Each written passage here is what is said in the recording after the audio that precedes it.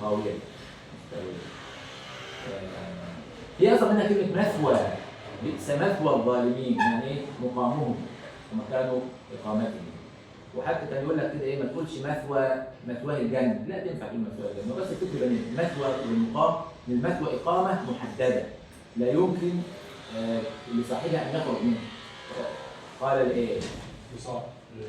لامرأته أكرمي مثواه، وقال الذي اشتراه من مصر لامرأته أكرمي مثواه، يعني إقامته عندنا، لأن هو مقيم عندهم ما يقدرش يروح هنا وهنا.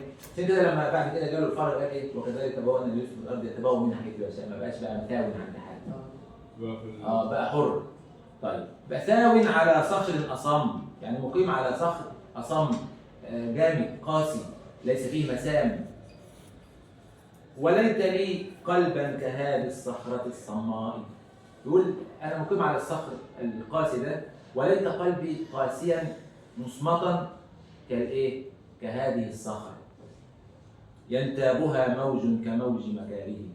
يقول الصخرة الموج عمال يضرب فيها، عمال يضرب، ولما يضرب فيها كتير بيقطع فيها، ياخد منها فتات. ويفتها كالسقم في أعضائي، يقول لك الموج بياكل من الصخرة، والأحزان والمتاعب بتاكل في نفسي من الداخل. الموج ده اللي هو بياكل في الصخرة ده عامل شكل المتاعب والمرض، وهو بياكل في إيه؟ في أعضائي وفي جسمي. تمام. والبحر خفاق الجوانب، بحر من جوانبه مضطرب.